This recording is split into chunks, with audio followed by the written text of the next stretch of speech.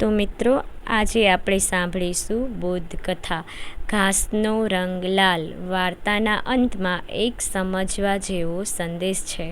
તો ચલો આપણે સાંભળીએ વાર્તા. એકવાર એક જંગલમાં એક ગધેડો અને વાઘ સામસામે આવી ગયા. ગધેડાએ વાઘને કહ્યું કે આ ઘાસની જેમ કેમ લાલ ઘૂમ થઈને ફરો છો? વાઘે કહ્યું, ઘાસ લાલ નથી, તે લીલું છે. આથી ગધેડાએ કહ્યું કે ના, ઘાસ લાલ જ છે, તમને ખબર ના પડે. વાઘે કહ્યું, ઘાસ લીલા રંગનું જ છે, પણ ગધેડો માન્યો જ નહીં. આથી વાઘને ગુસ્સો આવ્યો. તે વધારે જોરથી બોલ્યો, ઘાસનો રંગ લીલો જ છે, પણ ગધેડો માન્યો જ નહીં. એટલે આ ઘાસના પ્રશ્નને જંગલના રાજા સુધી લઈ જવાનું નક્કી થયું. ઘાસનો રંગ કયો?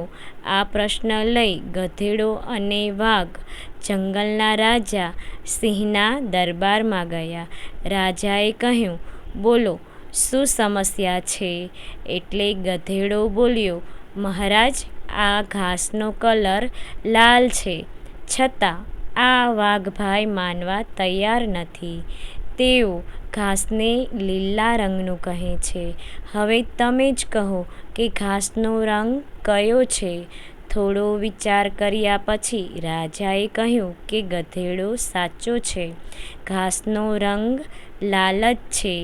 આવા ફાલતુ પ્રશ્નથી રાજાના દરબારનો સમય બરબાદ કરવા બદલ વાઘને 1 વર્ષ માટે જંગલમાંથી બહાર રહેવાની સજા ફટકારવામાં આવે છે.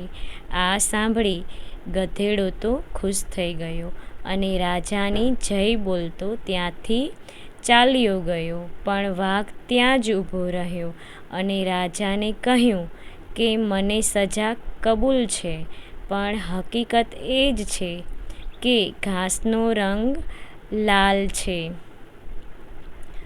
લીલો જ છે. આ સાંભળી રાજાએ કહ્યું કે મને પણ ખબર છે કે ઘાસનો રંગ લીલો જ છે. આથી વાઘે કહ્યું, તો હું સાચો હોવા છતાં મને સજા કેમ કરવામાં આવી? આ સાંભળી જંગલના રાજા સિંહે કહ્યું, તેમાં એક સુંદર બોધ છે. સિંહે કહ્યું કે ઘાસનો લીલા રંગનું જ છે, પણ તારો વાંક એટલો જ છે કે તે ગધેડા જોડે ચર્ચામાં ઉતરી તારો સમય બરબાદ કર્યો. તો મિત્રો, સ્ટોરી સારી લાગે તો લાઈક, શેર, સબસ્ક્રાઈબ જરૂરથી કરો ચેનલ.